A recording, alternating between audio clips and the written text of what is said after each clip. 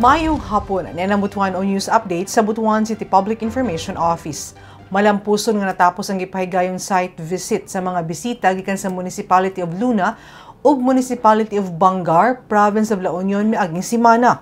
Gibisita nila ang City Agriculture and Veterinary Department, Nursery sa AgriBoost nga nahimutan sa Barangay Pigdaulan, Butuan City Manpower Training Center kun BCMTC, City Health Department, City Tourism and Cultural Affairs Department kun CityCAD ug National Museum sa Butuan. Nakita sa mga bisita ang maanindot nga pamaagi sa pagtanom sa AgriBoost project, lakip na ang pag-amuman niini.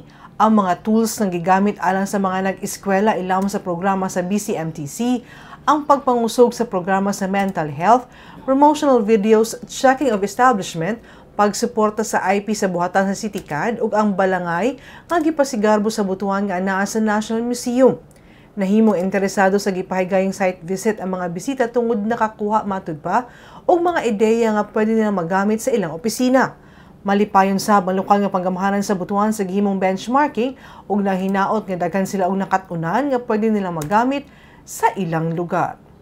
Hayag na ang pipila ka dagkong mga dalan sa syudad sa Butuan human na kumpleto ang proyektong street lighting system.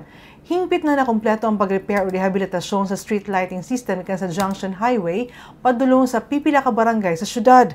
Ang nasinating kahayag sa nasangpit nga kadalanan gumikan sa smart light nga materyales nga kabahin sa Smart Eco-Friendly City Project ni Mayor Ronnie Vicente Lagnada. Kini nga proyekto gipunduhan sa lokal nga panggamahanan sa Butuan ug gipatuman sa City Engineering Department alang sa luwas ug dunay seguridad nga dakbayan.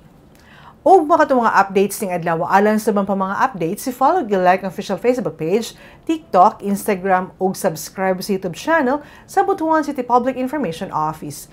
Ako si Charmaine Awitan. Daghang salamat.